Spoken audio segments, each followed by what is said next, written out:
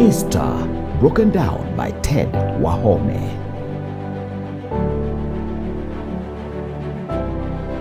Hi again. Karibu sana. We continue to ponder on Easter and its significance. And today, we want to specifically think about the importance and the significance of the death and the resurrection of Jesus Christ.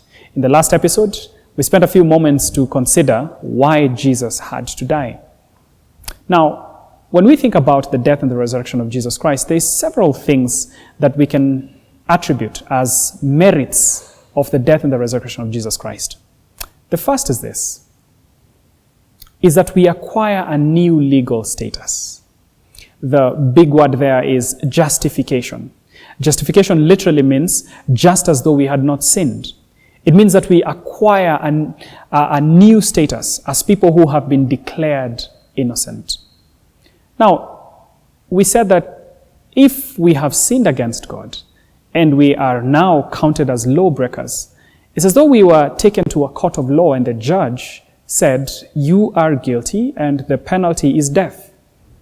And we said that therefore somebody or something had to die in our place as substitute, and Jesus became that perfect substitute.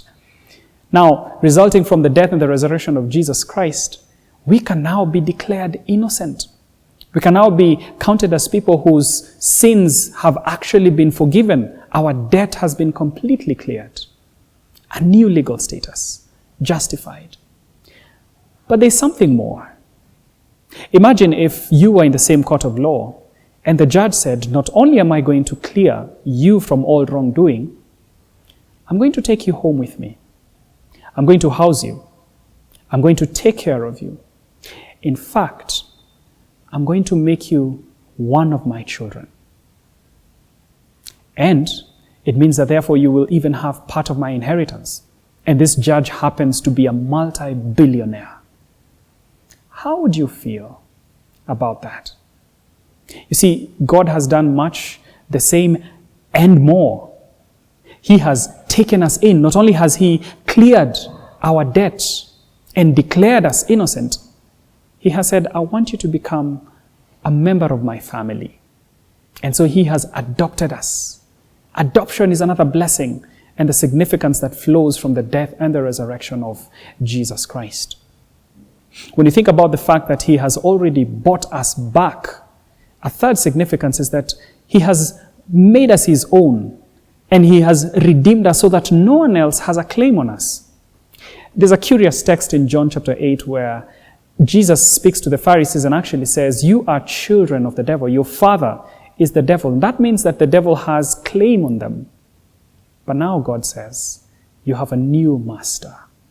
My very self, God, the righteous judge, is the Father and is the new master of this people. But even as we close, there is another blessing. When you think about the future, whether Jesus comes in our lifetime or after we are dead, God has promised that because of the death and the resurrection of Jesus Christ, that we have a better future to look forward to. We have glorified bodies that God has prepared for us. Imagine having a body that cannot fall sick, a body that cannot die, a body that is raised, or rather is sown in imperfection, but is raised in perfection.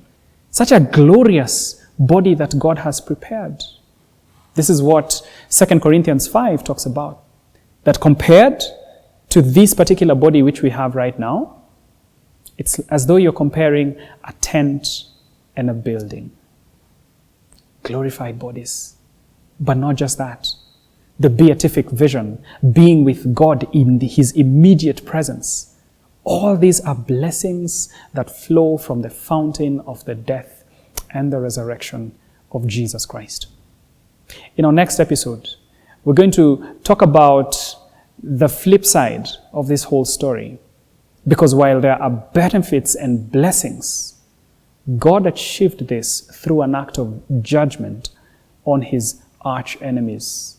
And so we're going to consider and talk a little bit about the evil forces that Jesus fought and won against.